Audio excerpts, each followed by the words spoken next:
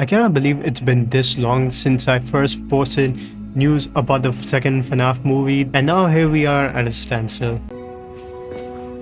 Say that again?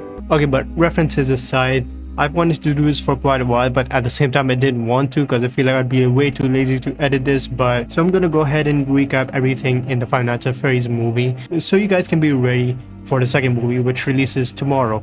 So anyway, we're quite aware that Mike Schmidt has a brother who has been kidnapped for a very long time, and he's been dreaming about it every single time. He forces himself to dream it, wondering if maybe he can find something, some clue, something that he misses every single time. But unfortunately, he finds nothing. The dream is entirely the same. All he sees is Garrett getting away in a car with a hooded man who's driving him away. He still can't figure it out, and when he goes to someplace, I actually don't know what it was, to be honest. He finds a kid who looks like he's being kidnapped, but Mike overreacts about this and pushes that guy into the fountain and beats him up. However, this is an overreaction because that kid is apparently his son. So because of that, he meets up with Steve Raglan, who is basically William Afton, of course. Mike tells William that he'll take any job and do whatever it takes to recover so he can keep taking care of Abby. Also, yeah, I forgot to mention, but William Afton gives this surprised look to Mike once he realizes who he really is, and then William Afton tells him that if he wants to, he can work at Freddy Fazbear's Pizza, but it has very bad pay and very long hours. Mike refuses. He says that he can't do nights, and then William gives him a business card that tells him that he can call him just in case he changes his mind, which he does because of his aunt who is trying to take custody of Abby, who thinks that Mike has no capability of taking care of Abby. And let's be honest, for the while he kind of had trouble, but obviously in the end it all got sorted out somehow. But due to that influences Mike to work at Freddy Fazbear's Pizza, hoping that it might help him somehow. So he goes there, he explores around, and when he goes into the office, and like he shouldn't be doing, he pops his pill and goes to sleep. However, this time things seem to be a little different because he can notice different children all around him, and he's just staring there wondering if he'll be able to get a clue from them, any sort of knowledge as to who murdered them, or if they know who took Garrett away. After that, the next night shift starts, where Mike meets Vanessa for the first time, and Vanessa tells Mike everything there is to know about Freddy Fazbear's Pizza, including the children that went missing.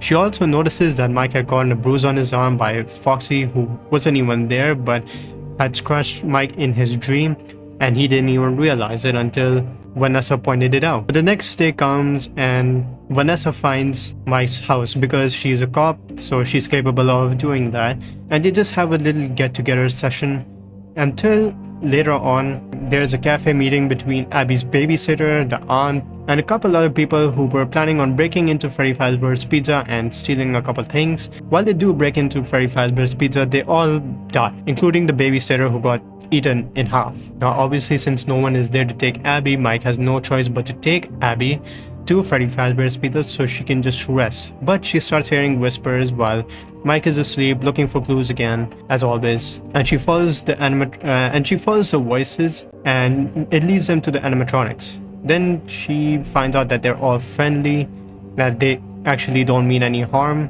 However, that all proves to be a lie much later, as it later became the fourth night, where Vanessa had also arrived, and they all hung out with the animatronics, built a fort, which unfortunately was the most hated scene, but it was alright because it was a good form of manipulation which actually worked on Abby. But after the shift ends, Vanessa tells Mike that he should not bring Abby here anymore. He questions why, but she kind of dodges around the question and just keeps telling him not to bring Abby to the pizzeria.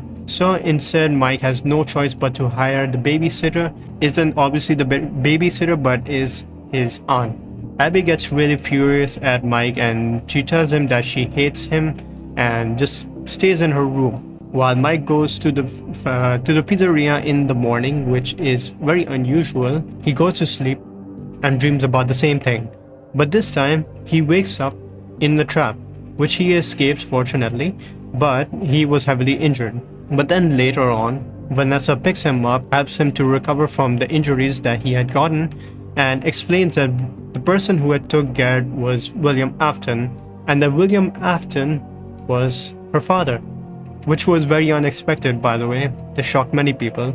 And then while Abby is at home, it turns out that Golden Freddy had arrived, snapped the aunt's neck, or did something. Probably did something. I don't know what she did, but she did.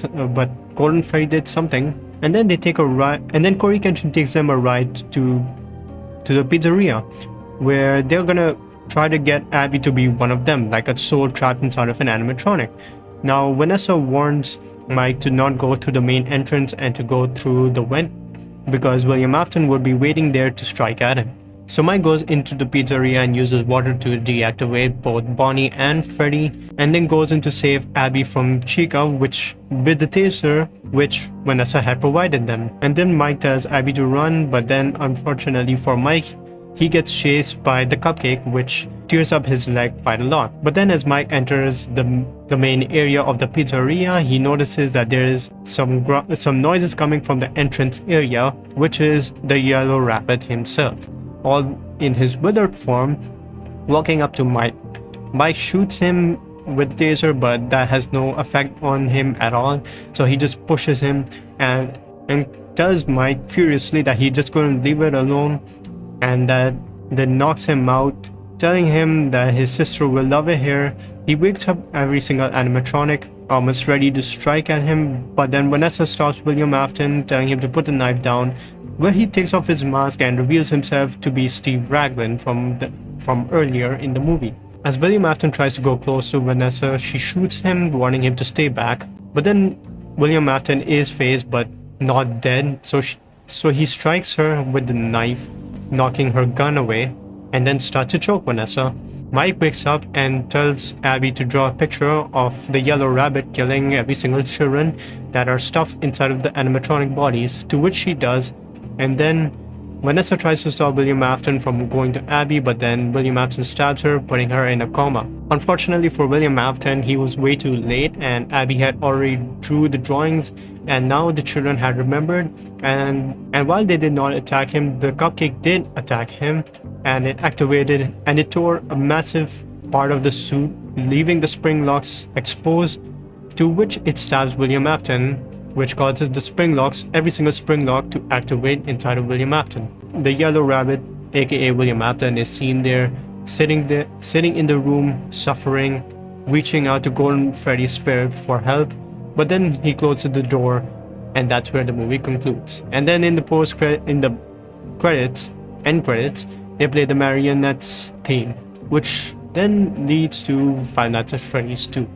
Now, unlike the other movie, Five Nights at Freddy's 2 is gonna have a post-credit scene, and this was confirmed by Fusion.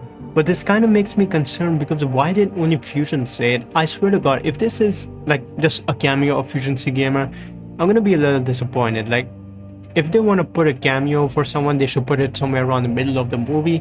But I just know for a fact it's gotta be William Afton waking up. But if William Afton has already woken up from the spring lock failure torture before the ending occurs, then it's probably gonna be William Afton going to Fazbear Frights and just staying there, or William Afton getting dragged to Fazbear Frights, and then he just straight up attacks some co-workers, or he just wakes up with an eye glow. I hope he does more than just an eye glow. I will love that, because that will just make everything a lot more exciting. Now, I don't know when the next movie is going to come out. I do believe that it's going to come out in 2027 or early 2028, but we'll have to wait and see. So I think you guys are prepared well enough for watching the next FNAF movie. I'm ready. I cannot wait for this at all. I'm still waiting for my cinema to even make the tickets available. For some reason they haven't. But yeah, anyways, thank you guys for watching this recap with me, and I will see you all in the next video.